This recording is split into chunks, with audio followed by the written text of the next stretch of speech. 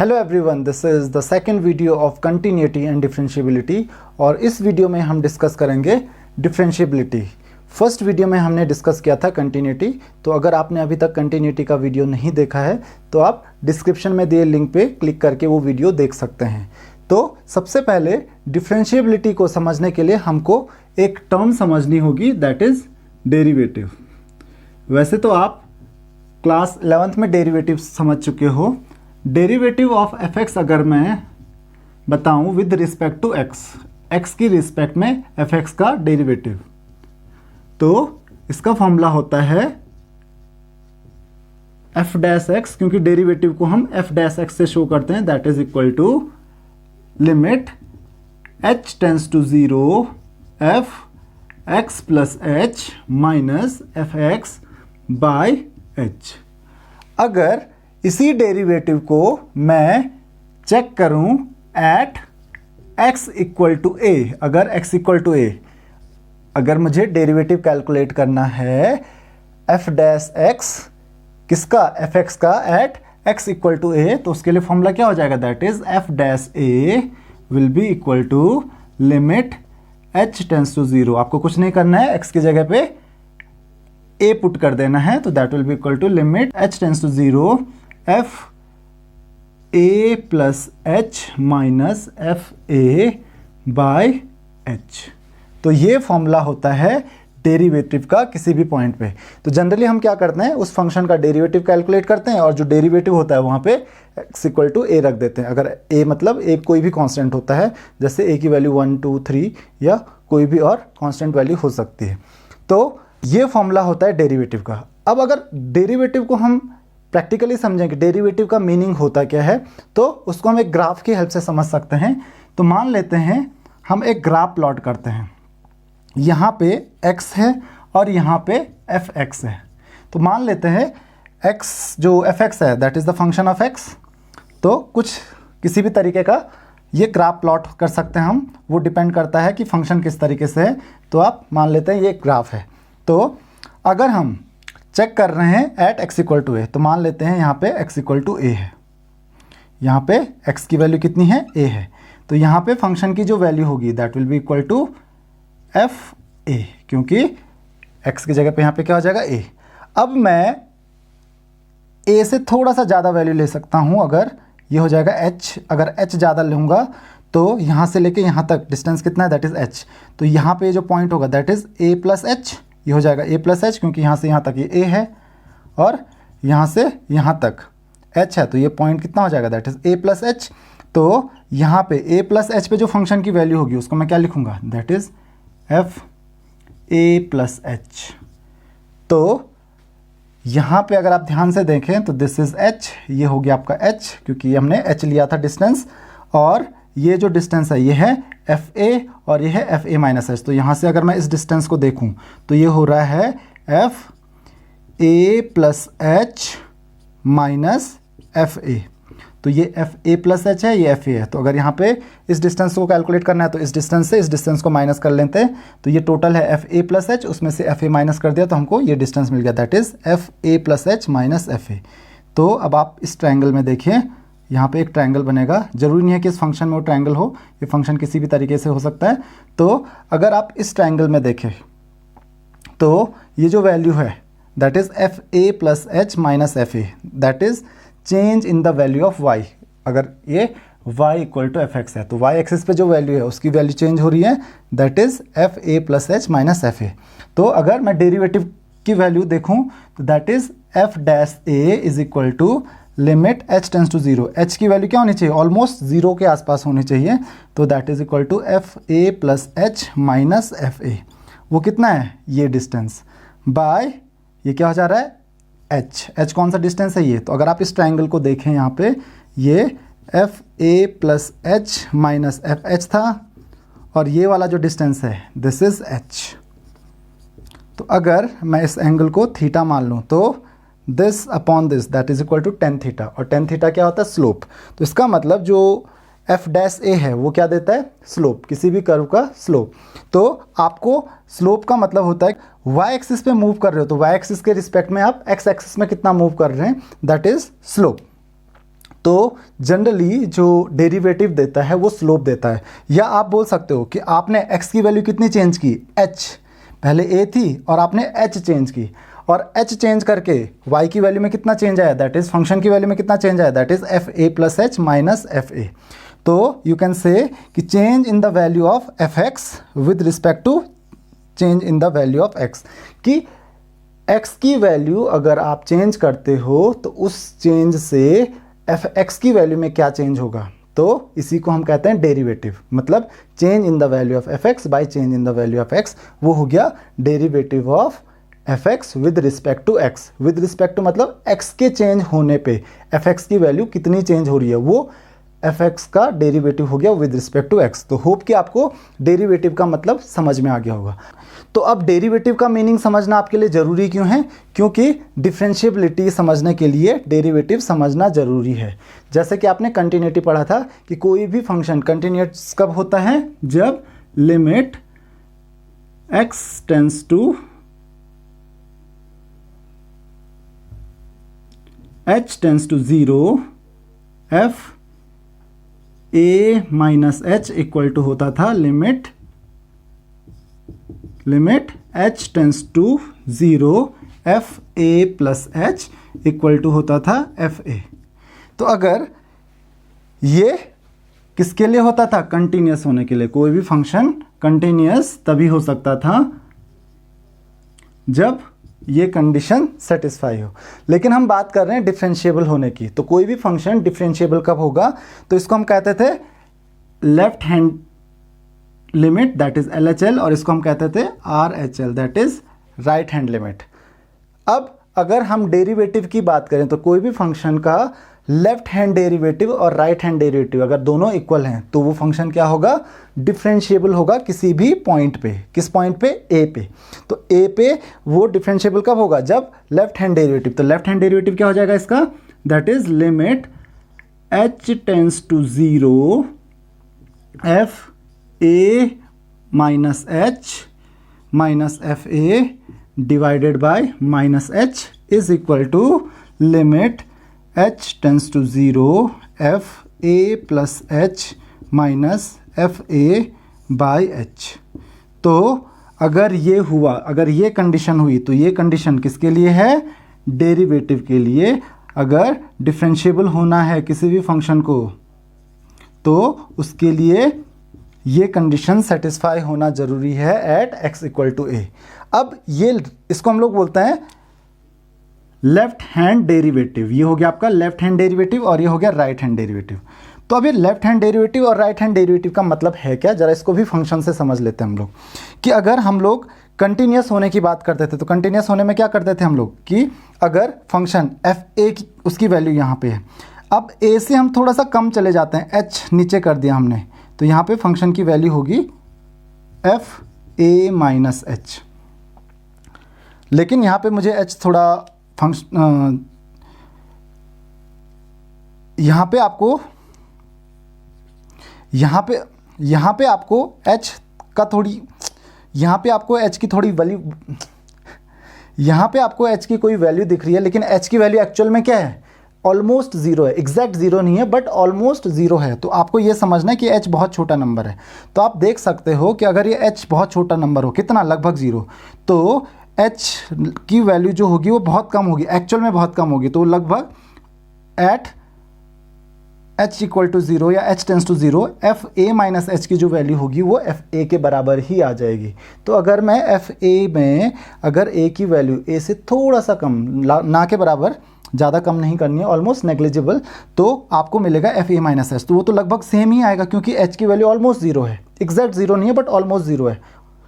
But और अगर यहाँ पे हम वैल्यू पुट करते हैं तो अगर h की वैल्यू अगेन ऑलमोस्ट ज़ीरो है, तो अगर थोड़ा सा वैल्यू बढ़ाते हैं तो एफ ए प्लस एच की वैल्यू भी वही आती है। तो अगर फंक्शन कंटिन्यूस होता है तो वो डिफरेंशिएबल तभी हो सकता है। लेकिन अगर हम यहाँ पे डेरिवेटिव की बात करें तो डेरिवेटिव क्या बताता है, that is F a minus H. मतलब यहाँ पे हमने वैल्यू कम करनी है, तो क्या हो जाएगा, F a minus H minus f ए, और कम कितने की वैल्यू, एच। तो क्योंकि डिक्रीज किया है तो इसलिए यहाँ पे क्या आएगा, माइनस एच। बुक में आपको ये दूसरे तरीके से भी मिलेगा, वो ऐसा होता है limit h tends to 0 minus f a plus h minus f a by h is equal to limit h tends to 0 plus f a plus h minus f a by h. तो book में आपको ऐसा भी मिलेगा और same इसके लिए भी यहाँ पे एफ ए माइनस एच की जगह पे 0 माइनस और 0 प्लस दिखेगा और दोनों जगह ए प्लस एच ही रहेगा। तो एक्चुअल में इसका मीनिंग और इसका मीनिंग सेम है। h टेंस टू 0 माइनस और h टेंस टू 0 प्लस का मतलब क्या होता है कि अगर आप limit h tends to 0 minus रख रहे हो, 0 माइनस मतलब 0 से थोड़ा कम, 0 माइनस निगेटिव, और 0 प्लस का मतलब 0 से थोड़ा ज़्यादा पॉजिटिव वैल्यू होगी। तो अगर h की वैल्यू नेगेटिव होगी, हम क्या कर रहे हैं, मैंने क्या किया, मैंने h की वैल्यू को पॉजिटिव ही कंसीडर किया है। तो इसीलिए जब मैं h की वैल्यू को 0 से कम रखता हूं तो that will B minus H. तो मैंने माइनस एच लिखा है क्योंकि मैं h को पॉजिटिव कंसीडर कर रहा हूं। यहाँ पे इसने ऑलरेडी h की वैल्यू को नेगेटिव कंसीडर किया है, तो आप h की वैल्यू को पॉजिटिव कंसीडर कीजिए और यही लिखिए, left hand derivative is equal to right hand derivative होना चाहिए। तो यहाँ पे आप देख सकते हैं कि अगर आप फंक्शन की वैल्यू में ना के बराबर चेंज करते हैं, h क्योंकि टेंस टू 0 है, तो उससे एफ ए की वैल्यू में भी कोई खास चेंज नहीं आएगा। तो इसीलिए अगर आप थोड़ा सा डिक्रीज़ करें या थोड़ा सा इंक्रीज़ करें, जो स्लोप होगा कर्व का वहाँ उस पॉइंट पे वो ऑलमोस्ट सेम रहेगा। इसका मतलब डेरिवेटिव सेम ही रहेगा। तो अब हम ये देख लेते हैं कि कंटिन्यूटी और डिफरेंशिएबिलिटी में रिलेशनशिप क्या है। तो आप जानते हैं, क्योंकि मैंने पिछले वीडियो में आपको बताया था कि अगर कर्व कंटिन्यूस बनता है, कर्व कहीं पे ब्रेक नहीं होता है, तो फंक्शन हमेशा उस पॉइंट पे क्या होगा, कंटिन्यूस होगा। तो अगर मैं ए पे चेक कर रहा हूँ तो ए पे कर्व ब्रेक नहीं हो रहा, तो आप सीधा बोल दोगे कर्व देख के कि ये फंक्शन इस पॉइंट पे कंटिन्यूस है। This is the practical meaning. लेकिन डिफरेंशिएबल होने के लिए मुझे क्या चेक करना पड़ेगा? तो डिफरेंशिएबल होने के लिए सबसे पहले फंक्शन का कंटिन्यूस होना भी ज़रूरी है। तो आपको एक चीज़ ध्यान रखनी है, कोई भी फंक्शन डिफरेंशिएबल तभी होगा जब वो कंटिन्यूस होगा किसी पॉइंट पे। तो अगर वो किसी पॉइंट पे कंटिन्यूस नहीं है तो वो डिफरेंशिएबल भी नहीं होगा। अब जरा चेक कर लेते हैं कि ऐसा क्यों है। एक एग्जाम्पल की हेल्प से हम देख लेते हैं। मान लेते हैं सेम यहाँ पे कोई एक फंक्शन है जो कुछ इस तरीके से है, यहाँ से लेके यहाँ तक कुछ ऐसा है और यहाँ पे कर्व ब्रेक हो गया है। तो मान लेते हैं ये ए पे ब्रेक हुआ है, ए तक इस तरीके से था, यहाँ से लेके ये डिस्टेंस ए है, ए तक कर्व ये है और ए के बाद कुछ इस तरीके से। तो यहाँ पे क्या फंक्शन ए पे कंटिन्यूस नहीं है, आपको साफ साफ दिख रहा है क्योंकि यहाँ पे कर्व ब्रेक हो चुका है। तो आप कहोगे कि ये कंटिन्यूस है। तो डिफरेंशिएबल क्यों नहीं होगा? क्योंकि डिफरेंशिएबल के लिए फॉर्मूला क्या होता है, that is F a plus h minus f a by H. H तो ऑलमोस्ट टेंस टू 0 है, तो एफ ए प्लस एच की वैल्यू लगभग कुछ यहाँ पे होगी और एफ ए माइनस एच की वैल्यू कुछ यहाँ पे होगी। तो एफ ए माइनस एच की वैल्यू यहाँ पे होगी, तो एफ ए प्लस एच और एफ ए माइनस एच में बहुत सारा डिफरेंस हो जाएगा। ए माइनस एच मतलब ए से थोड़ा सा कम, यहाँ पे तो ए है वैल्यू, तो ए से थोड़ा सा कम तो वैल्यू तो नीचे आ जाएगी, और ए से थोड़ा ऊपर जाओगे आप तो वैल्यू तो यहाँ पे रहेगी, ऑलमोस्ट ए के पास ही रहेगी।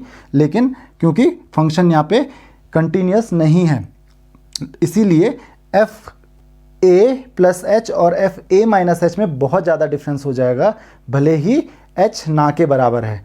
तो इसकी वजह से जो लेफ्ट हैंड डेरिवेटिव और राइट हैंड डेरिवेटिव है वो इक्वल नहीं आएगा। तो सबसे ज़रूरी कंडीशन क्या है किसी भी फंक्शन को डिफरेंशिएबल होने के लिए, वो ये है कि उसको कंटिन्यूस भी होना है। अगर फंक्शन कंटिन्यूस नहीं है तो किसी भी हालत में डिफरेंशिएबल नहीं होगा। तो ध्यान रखिए, every function is differentiable only when it is continuous. अगर कंटिन्यूस नहीं है तो वो डिफरेंशिएबल भी नहीं होगा। लेकिन क्या इसका मतलब ये है कि अगर कोई भी फंक्शन कंटिन्यूस होता है तो वो डिफरेंशिएबल भी होगा? बिल्कुल नहीं। अगर कोई भी फंक्शन कंटिन्यूस होता है तो वो डिफरेंशिएबल हो भी सकता है और नहीं भी हो सकता। फिर आपको चेक करना है कि अगर एक फंक्शन कंटिन्यूस है किसी पॉइंट पे तो वो डिफरेंशिएबल है या नहीं है, उसको मुझे चेक करना है। लेकिन अगर कोई फंक्शन कंटिन्यूस नहीं है तो वो ऑलरेडी डिफरेंशिएबल नहीं होगा, वो हमको चेक करने की ज़रूरत नहीं है। तो इस चीज़ का ध्यान रखिए कि अगर फंक्शन कंटिन्यूस है तो इसका मतलब आपको ये नहीं समझ लेना कि वो डिफरेंशिएबल भी होगा, तब आपको चेक करना पड़ेगा कि डिफरेंशिएबल है या नहीं है। लेकिन अगर फंक्शन कंटिन्यूस नहीं है तो आपको ऑलरेडी समझ जाना कि अगर फंक्शन कंटिन्यूस नहीं है तो वो डिफरेंशिएबल ऑलरेडी नहीं होगा। तो तब आपको डिफरेंशिएबिलिटी चेक करने की ज़रूरत नहीं है। तो पहले कंटिन्यूटी चेक कीजिए, कंटिन्यूस है, फिर डिफरेंशिएबिलिटी चेक कीजिए और फिर आपको पता चलेगा डिफरेंशिएबल है या नहीं है। अगर कंटिन्यूस नहीं है तो आपको फिर डिफरेंशिएबिलिटी चेक करने की ज़रूरत नहीं है। अगर फंक्शन कंटिन्यूस नहीं होगा तो वो ऑलरेडी डिफरेंशिएबल भी नहीं होगा। तो ध्यान रखिए, डिफरेंशिएबिलिटी के लिए नेसेसरी कंडीशन क्या है कि वो कंटिन्यूस भी होना चाहिए। लेकिन कंटिन्यूस होने का मतलब ये नहीं है कि वो डिफरेंशिएबल भी होगा ही होगा। एक एग्जांपल देख लेते हैं हम अभी, जिससे आपको पता चल जाएगा कि कोई भी फंक्शन अगर किसी पॉइंट पे कंटिन्यूस होता है, इसका मतलब ज़रूरी नहीं है कि वो उस पॉइंट पे डिफरेंशिएबल भी हो। तो यहाँ पे हमारे पास एक फंक्शन है f(x) equal to mod x। तो आपको पता है कि मॉड x, इसको हम मॉड्यूलस फंक्शन बोलते हैं, और मॉड्यूलस फंक्शन को आप एक दूसरे तरीके से भी लिख सकते हो कि f(x) equal to -x if x is less than 0 और x if x is greater than और इक्वल टू 0। वैसे एट x इक्वल टू 0 इसकी वैल्यू 0 ही हो जाएगी फंक्शन की, बट आप इसको दो पार्ट्स में डिवाइड कर सकते हो। तो आपको इस चीज़ का ध्यान रखना है, क्योंकि आपको पता है कि मॉडुलस ऑफ x वो हमेशा पॉजिटिव आता है, लेकिन अगर x की वैल्यू नेगेटिव है, x अगर नेगेटिव है तो उसको पॉजिटिव करने के लिए क्या करना पड़ेगा, माइनस का साइन लगाना पड़ेगा, तभी जाके वो नेगेटिव पॉजिटिव हो पाएगा। तो इसीलिए x इज लेस देन 0, अगर x नेगेटिव हुआ तो मॉड x की वैल्यू -x होगी। इस चीज़ का आपको ध्यान रखना है। और अगर x पॉजिटिव हुआ तो फिर मॉड लगाइए या ना लगाइए, वैल्यू तो x ही रहेगी उसकी, क्योंकि वो ऑलरेडी पॉजिटिव है। तो मॉड के होने या नहीं होने से कोई फ़र्क नहीं पड़ेगा। तो सबसे पहले आपको दो पार्ट्स में डिवाइड करना है। तो आपको चेक करना है कि f(x) equal to mod x at x equal to 0 ये कंटिन्यूस होगा या नहीं होगा। फिर आपको चेक करना है कि डिफरेंशिएबल होगा या नहीं होगा। तो सबसे पहले कंटिन्यूटी चेक कर लेते हैं इसकी एट x इक्वल टू 0। तो सबसे पहले एट x इक्वल टू 0 हम क्या चेक कर रहे हैं, इसकी लिमिट चेक करेंगे। तो जो लेफ्ट हैंड लिमिट होगी, लेफ्ट हैंड लिमिट क्या हो जाएगी, limit h tends to 0 f 0 minus h। तो that will be equal to limit h tends to 0 f minus h। 0 minus h होगा, बस यहाँ पे माइनस h मतलब 0 से कम वैल्यू है उसकी। तो 0 से कम वैल्यू के लिए क्या रखना है, वैल्यू -x रखनी है। तो that will be equal to limit h tends to 0, यहाँ पे x की वैल्यू क्या रखनी है, -h। तो that will be equal to -h। तो that will be equal to limit h tends to 0 h और that is equal to 0। h की वैल्यू पुट कीजिए, वो आ जाएगा 0। अब अगर हम लोग इसकी राइट हैंड लिमिट देखें तो राइट हैंड लिमिट क्या हो जाएगा, that will be limit h tends to 0 f 0 plus h, वो इक्वल हो जाएगी limit h tends to 0 f h क्या एक पॉजिटिव नंबर हम मान के चल रहे हैं कि 0 से स्लाइटली ज़्यादा है। तो यहाँ पे एफ एक्स की वैल्यू क्या आ रही है, x। तो यहाँ पे क्या रखना है, limit h tends to 0, x की जगह पे क्या है, यहाँ पे h है, तो x की जगह पे h रख लीजिए। तो that will be equal to again 0 आ रहा है हमारे पास। तो इसका मतलब left hand limit is equal to right hand limit is equal to f0। 0 पे f0 की वैल्यू अगर हम कैलकुलेट करें तो f0 कितना आ रहा है, f0 दैट इज अगर x इक्वल टू 0 रखें तो fx की वैल्यू कितनी आएगी, 0 ही आएगी। तो f0 भी 0 आ रहा है और LHL भी 0 आ रहा है और RHL भी 0 आ रहा है। तो इसका मतलब क्या है, फंक्शन इज कंटिन्यूस। फंक्शन क्या हो गया, कंटिन्यूस हो गया। तो आप बोल सकते हो function is continuous.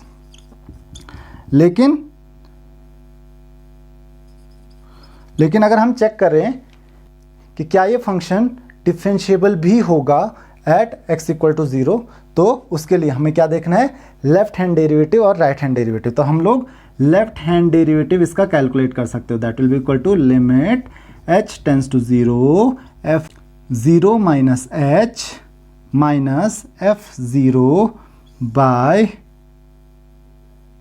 Minus h। तो ये क्या हो जाएगा, that is limit h tends to 0 f0 minus h, वो हो जाएगा आपका f minus h minus f0 by minus h। So that is equal to limit h tends to 0। अच्छा, अब f माइनस h हमने अभी लिखा था, f माइनस h की वैल्यू कितनी आई थी, दैट इज h। क्योंकि अगर मैं यहाँ पे माइनस h पुट करूँ कहाँ पे, माइनस x में, तो that will B minus h, जैसे कि हमने यहाँ पे रखा था। तो वैल्यू आ रही है h माइनस f0 हमारे पास कितना था, 0 बाय माइनस h। तो that is equal to limit h tends to 0 h by minus h बन जाएगा और h बाई माइनस h हो जाएगा -1। तो आपका आंसर कितना आ रहा है, -1। अब अगर हम लोग राइट हैंड डेरिवेटिव इसका कैलकुलेट करें तो that is equal to limit h tends to 0 f0 plus h minus f0 by h. अब इसके लिए हमको क्या करना है, वैल्यू पुट करनी है, तो that is equal to limit h tends to 0 f 0 plus h, तो हो जाएगा f h minus f 0 by h. इसकी वैल्यू कितनी हो जाएगी, limit h tends to 0, f h की वैल्यू कितनी है, दैट इज एक्स, तो एफ एक्स की वैल्यू एक्स है, तो एफ एच की वैल्यू कितनी हो जाएगी, that is h minus 0 by h by H कितना होता है, दैट इज 1, तो आपको आंसर कितना मिलेगा 1। अब अगर आप लेफ्ट हैंड डेरिवेटिव देखो तो that is -1, R H D that is right hand derivative that is 1, तो left hand derivative is not equal to right hand derivative, तो क्या कहोगे, the function is not differentiable at x equal to 0। तो आपको यहाँ पे ये बात समझनी है कि कंटिन्यूस अगर फंक्शन होता है तो ज़रूरी नहीं है कि वो डिफरेंशिएबल भी होगा। कंटिन्यूस होता है, चेक कीजिए डिफरेंशिएबल है या नहीं है।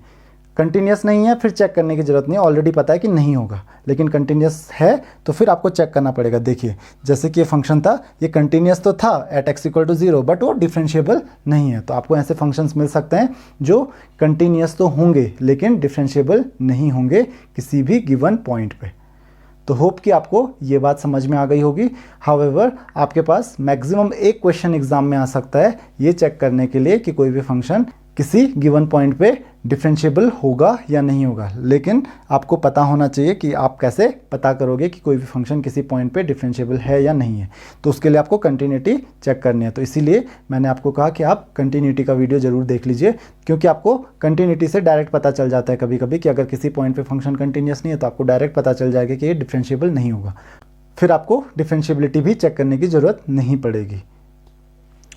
तो लास्ट ईयर आपने डेरिवेटिव्स के कुछ रूल पढ़े थे, तो हम एक बार उन रूल्स को रिवाइज कर देते हैं कि अगर कोई भी फंक्शन है f(x) और g(x), दो अलग अलग फंक्शन है, तो उनके लिए कुछ एडिशन, सब्ट्रैक्शन, मल्टीप्लिकेशन और डिवीज़न के कुछ रूल्स होते थे कि अगर आपको f(x) प्लस g(x) का डेरिवेटिव करना है तो इसको हम लिख सकते हैं f'(x) प्लस g'(x), तो आप बोल सकते हो d/dx of fx plus gx, that is derivative of fx plus gx with respect to x, तो that will be equal to d by dx of fx plus d by dx of gx, और आप simply इसको लिख सकते हो that is equal to f'(x) plus g'(x। तो आपको ये चीज़ ध्यान में रखनी है, और सेम रूल माइनस के लिए भी एप्लीकेबल होगा, तो plus minus plus minus plus minus, plus हो या माइनस हो दोनों के लिए सेम रूल अप्लाई होगा। लेकिन अगर ये प्रोडक्ट है कि अगर d by d x of f x into g x होता है तो उसके लिए हमारे पास क्या रूल है, that is equal to f'(x) as it is लिखना है और gx प्लस g'(x) और fx एज इट इज। और अगर यहीं पे डिवीजन में है d by d x of fx by gx, तो वो कितना हो जाएगा, उसके लिए फॉर्मूला था f'(x) न्यूमरेटर का डेरिवेटिव और gx as it is, denominator as it is, minus यहाँ पे आएगा माइनस डिनोमिनेटर का डेरिवेटिव दैट इज g'(x) और न्यूमरेटर एज इट इज।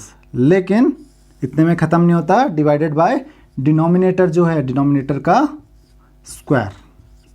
तो ये एक रूल हुआ करता था। एक और हमारे पास रूल है, वो है चेन रूल। ये सबसे ज़्यादा काम आने वाला रूल है। इसको अगर आप ठीक से यूज़ कर लो तो डेरिवेटिव्स कैलकुलेट करना बहुत ही इजी आपके लिए हो जाएगा। तो चेन रूल क्या कहता है, चेन रूल कहता है कि अगर कोई फंक्शन है u, कोई फंक्शन है तो du बाई डी एक्स, मान लेते हैं u एक फंक्शन है x का, तो du बाई डी एक्स को मैं लिख सकता हूँ that is du by D we into D we by D W into D W by d x, और आगे भी। तो ये चेन फॉर्म होती है। तो आपको पता है डी वी डी डब्ल्यू आप कैंसिल कर सकते हो, that is D u by d x. तो इसको हम कहते हैं चेन रूल कि अगर u का हम डेरिवेटिव कैलकुलेट करना चाहते हैं विद रिस्पेक्ट टू x, तो पहले u का डेरिवेटिव v की रिस्पेक्ट में, फिर v का डेरिवेटिव w की रिस्पेक्ट में, और फिर w का डेरिवेटिव x की रिस्पेक्ट में कैलकुलेट कीजिए और उनको मल्टीप्लाई कर दीजिए। तो चेन रूल की हेल्प से हम कुछ क्वेश्चन सॉल्व करेंगे। जितना कॉम्प्लिकेटेड ये चेन रूल लगता है उतना होता नहीं है। अगर आप प्रैक्टिस करते जाएंगे तो चेन रूल आपको बहुत इजी लगेगा। तो हम कुछ क्वेश्चंस देख लेते हैं और मैं आपको बता देता हूं कि आप चेन रूल को किस तरीके से यूज़ कर सकते हैं। जनरली शुरू में आपको u, v, w जैसे फंक्शन आपको लेने पड़ सकते हैं, लेकिन अगर आप एक बार इसको समझ गए तो आपको u, v, w अलग अलग फंक्शंस लेने की ज़रूरत नहीं पड़ेगी। तो अभी हम कुछ क्वेश्चंस देख लेते हैं जिनमें हम चेन रूल यूज़ करते हैं। तो उसको समझने के लिए सबसे पहले आपको डेरिवेटिव्स के कुछ फॉर्मूलों का पता होना चाहिए। तो पहले हम कुछ फॉर्मूले देख लेते हैं डेरिवेटिव के। तो आपके पास कुछ फॉर्मूले हैं जो आपने क्लास 11th में भी पढ़े थे। x रेस्ट पावर n का जो डेरिवेटिव होता है that is n x rest power n minus 1, sine x का होता है माइनस cos x का derivative minus sine x, tan x का sec square x, cosec x का minus cosec x cot x, sec x का sec x tan x और cot x का minus cosec square x। तो ये कुछ derivative के फॉर्मूले हैं। तो अब इन पे बेस्ड कुछ क्वेश्चंस हम लोग देख लेते हैं कि हम कैसे डेरिवेटिव कैलकुलेट करते हैं। तो ये फॉर्मूले हमको यूज़ करने हैं और साथ में हमको चेन रूल भी यूज़ करना है। तो जैसे हमारे पास एक क्वेश्चन है, साइन 2x प्लस 1 का हमको डेरिवेटिव कैलकुलेट करना है। तो हम क्या लिखेंगे, d by d x of sine 2x plus 1, तो that will be equal to, तो यहाँ पे आपको साइन x का डेरिवेटिव तो पता है, तो ये फॉर्मूला जो है ये साइन x के लिए है, ना कि साइन 2x प्लस 1 के लिए।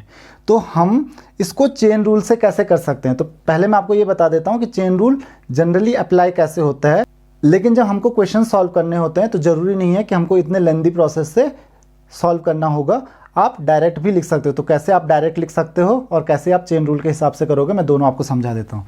तो यहाँ पे हम एक काम कर सकते हैं, 2x प्लस 1 को मैं मान लेता हूँ u, तो क्या हो जाएगा ये, that is d by d x of sign u। अब मैं इस u को, साइन u को अगर मैं एक फंक्शन मानूं तो d by d x of sign u एक फंक्शन है, को मैं क्या लिख सकता हूँ, that is d by d u of sign u। क्योंकि साइन u को मैं डेरिवेटिव करूंगा तो x की रिस्पेक्ट में तो मैं कर नहीं सकता हूँ, मैं किसकी रिस्पेक्ट में कर सकता हूँ, u की ही रिस्पेक्ट में कर सकता हूँ, क्योंकि साइन का जो फंक्शन है वो u का फंक्शन है साइन। तो साइन u का फंक्शन है तो u की रिस्पेक्ट में डेरिवेटिव करूँगा, x की रिस्पेक्ट में तभी करूँगा जब मुझे x की फॉर्म में इसकी वैल्यूज़ पता होंगी, और फिर मैं इसको लिख सकता हूँ that is D u by d x. तो यही तो चेन रूल है। तो यहाँ पे आपको पता है डी यू कैंसिल हो जाएगा, मुझे सेम वैल्यू मिल जाएगी।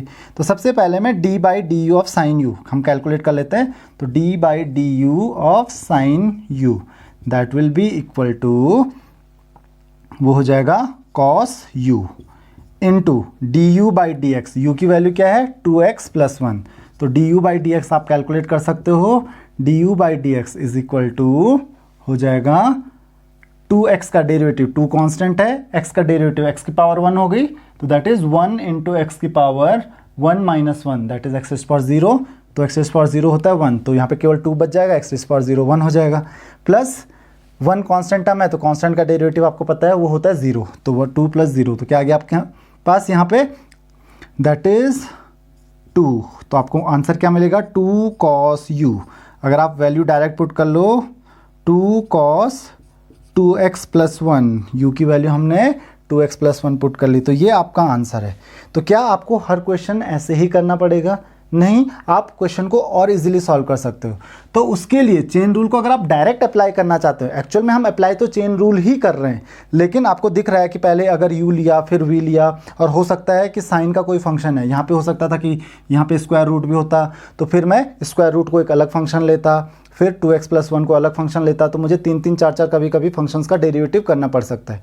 तो यहाँ पे डायरेक्ट रूल कैसे अप्लाई करें, चेन रूल को डायरेक्ट कैसे अप्लाई करें वो देख लेते हैं। तो यहाँ पे अगर आपके पास इस तरीके से कोई क्वेश्चन आता है तो आपको क्या करना है, आपको सबसे पहले जिसमें प्रॉब्लम हो रही है, जैसे मुझे साइन 2x प्लस 1 का फॉर्मूला नहीं पता है कि इसका डेरिवेटिव क्या होता है, लेकिन मुझे साइन x का डेरिवेटिव पता है, तो मैं क्या करूँगा, 2x प्लस 1 को x मान लो, फिलहाल 2x प्लस 1 को x मान लो, तो साइन 2x प्लस 1 का डेरिवेटिव क्या हो जाएगा, that is cos 2x plus 1 x, क्योंकि यहाँ पे x नहीं है, x की जगह पे क्या है 2x प्लस 1, और जिसको आप x मान के चल रहे थे, किसको आप x मान के चल रहे थे, 2x प्लस 1 को, उसका फिर से डेरिवेटिव कर लो। तो that will be equal to, पहले इसका डेरिवेटिव किया cos 2x plus 1 into d by d x of 2x plus 1। तो 2x प्लस 1 का डेरिवेटिव फिर से क्या हो जाएगा, that will be equal to, इसकी वैल्यू हो जाएगी, मैं यहाँ पे लिख देता हूँ, that will be equal to cos 2x plus 1, और इसकी जो वैल्यू होगी वो कितनी आ रही है, 2x का डेरिवेटिव क्या हो जाएगा, 2 प्लस 1 का 0। तो अगेन आपको सीधा आंसर मिल गया। तो आपको इतना कुछ करने की ज़रूरत नहीं है।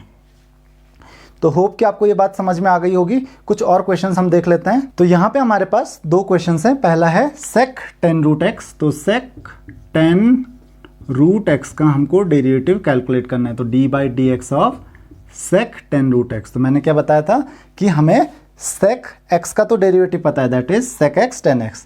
तो हमको क्या मानना पड़ेगा, 10 रूट एक्स की जगह पे हम फिलहाल यही समझ लेते हैं कि ये x ही है, भले ही हमको लिखना उसकी जगह पे 10 रूट एक्स ही है। तो sec x का डेरिवेटिव क्या होता है, sec x 10x। तो लिख लेते हैं that is equal to sec x, x की जगह पे क्या है 10 रूट एक्स। तो sec x 10x,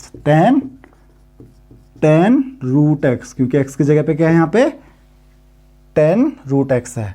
लेकिन मैंने क्या कहा था, जिसको हम x मान के चल रहे हैं, ये एक्चुअल में तो x है नहीं ना, तो उसका हमको फिर से डेरिवेटिव करना है, किसका, 10 रूट एक्स का। तो क्या हो जाएगा, into d by d x of 10 root x. तो अब यहाँ से आंसर क्या आ जाएगा, that is equal to sec 10 root x into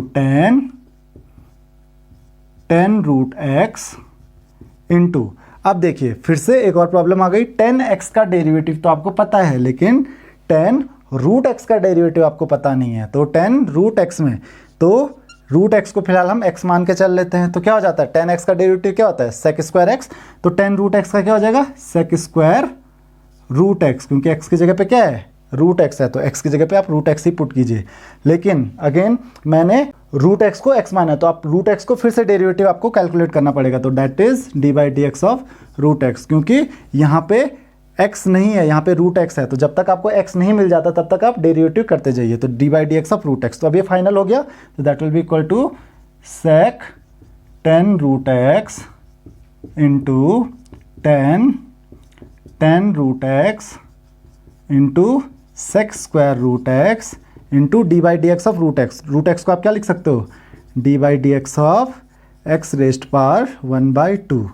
तो that will be equal to sec 10 root x into 10 root x into sec square root x into x rest power 1/2। X rest power n वाला formula आप use कीजिए। तो that will be equal to n, that is 1/2 into x rest power n-1। तो x raised power n कितना है, 1/2 minus 1।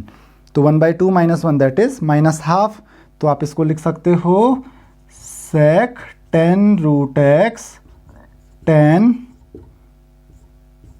10 root x into sec square root x into, आप चाहो तो हाफ सबसे आगे लिख लो, और ये क्या हो जाएगा, x raised power minus half. X raised power minus half को आप क्या लिख सकते हो, माइनस को लिए डिनोमिनेटर में उसको भेज देते हैं, that is x rest power 1/2। तो that will be equal to 1/रूट एक्स। तो आप चाहो तो इसको भी आगे भेज दो, तो ये हो जाएगा 2 रूट एक्स। तो 1/2 रूट एक्स इंटू दिस, ये आपका आंसर हो गया। तो होप कि आपको ये बात समझ में आ गई होगी कि अगर कोई भी फंक्शन है उसमें आपको जो भी वैल्यू दी गई है, 10 रूट एक्स है यहाँ पे, मुझे sec x का पता है, तो आप इसको x मान के डेरिवेटिव कर लो एक बार। और जिसको आप x मान के डेरिवेटिव कर रहे हो तो x नहीं रखना है, उसकी जगह पे वही वैल्यू रखनी है और आपको उसका डेरिवेटिव फिर से कैलकुलेट करना है। दूसरा क्वेश्चन आपके पास है 2 रूट कॉस एक्स स्क्वायर। तो x का स्क्वायर है यहाँ पे, तो इसका हमको डेरिवेटिव पता करना है। तो that will be equal to, क्योंकि आपको पता है 2 कांस्टेंट है तो आप 2 बाहर लिख सकते हो, और ये हो जाएगा D by d x of cos x square rest power 1/2। तो यहाँ पे ये x की पावर n वाला फॉर्मूला लग जाएगा, लेकिन यहाँ पे x तो है नहीं, यहाँ पे क्या है, कॉस एक्स स्क्वायर है। तो कॉस एक्स स्क्वायर को आप फिलहाल x समझ लो। तो that will be equal to, formula क्या होता है, that is x rest power n का फॉर्मूला होता है n x raised power n-1। तो n कितना है यहाँ पे, 1/2 इंटू एक्स। एक्स की जगह पे क्या है, cos x square rest power n-1। तो that will be equal to, लेकिन यहाँ पे आपको एक चीज़ और ध्यान में रखनी है कि जो आपने x की जगह पे cos x स्क्वायर लिया है उसका आपको फिर से डेरिवेटिव लिखना पड़ेगा, क्योंकि हम ये फॉर्मूला यूज़ करते हैं x रेज़ पावर n के लिए। यहाँ पे x नहीं था, यहाँ पे तो क्या था cos x स्क्वायर, तो आपको cos x स्क्वायर का डेरिवेटिव फिर से कैलकुलेट करना पड़ेगा। तो d/dx of cos x square, अब ये क्या हो जाएगा 1/2 रूट cos x। कैसे? क्योंकि cos x रेज़ पावर -½ हो जाएगा, -½ मतलब 1/2 into square root of cos x, तो डिनोमिनेटर में चला जाएगा और square root of cos x हो जाएगा cos रेज़ पावर ½ अब cos x स्क्वायर का डेरिवेटिव आपको कैलकुलेट करना है। अगेन मुझे cos x स्क्वायर का डेरिवेटिव नहीं पता, मुझे cos x का डेरिवेटिव पता है। तो cos x का डेरिवेटिव क्या होता है माइनस साइन x, तो cos x स्क्वायर का क्या हो जाएगा माइनस साइन x स्क्वायर। लेकिन ये पूरा डेरिवेटिव नहीं होगा, क्योंकि वो cos x का डेरिवेटिव होता था माइनस साइन x, यहाँ पे x स्क्वायर है, तो x स्क्वायर का डेरिवेटिव आपको फिर से कैलकुलेट करना पड़ेगा। तो d/dx ऑफ x स्क्वायर, तो that will be equal to 2x। तो आप लिख सकते हो इस 2x को, चाहो तो आप आगे लिख लो, इसके बाद आपको फर्दर डेरिवेटिव करने की ज़रूरत नहीं है, by 2 root cos x into minus sine, यहाँ पे x नहीं आएगा, यहाँ पे x स्क्वायर आएगा, क्योंकि यहाँ पे cos x स्क्वायर ही था, तो x square minus sine x square, तो 2 से आप 2 कैंसिल कर सकते हो, तो आपको आंसर मिल जा रहा है minus x sine x square by root cos x square. आप इसको अगर फर्दर सिंप्लीफाई करना चाह रहे हो तो आप ये भी कर सकते हो, तो root sine x square by root cos x square वो आ जाएगा root 10x square into root sine x square. तो अगर आप आगे करना चाहते हो तो आप वो भी कर सकते हो। तो ये इसका आंसर हो गया। तो आपको ध्यान में रखना है कि चेन रूल की हेल्प से आप क्वेश्चंस को इतना इजीली सॉल्व कर सकते हो। अगर आपको चेन रूल से रिलेटेड कोई भी डाउट है, किसी भी क्वेश्चन में आप अगर चेन रूल अप्लाई नहीं कर पा रहे हैं, या फिर आपको डिफरेंशिएबिलिटी से रिलेटेड किसी क्वेश्चन में डाउट है, तो आप मुझे कमेंट बॉक्स में क्वेश्चन पूछ सकते हैं। Thank you very much. अगर आपको ये वीडियो अच्छा लगा तो वीडियो को लाइक करें और ऐसे ही और वीडियोस देखने के लिए चैनल को सब्सक्राइब करें।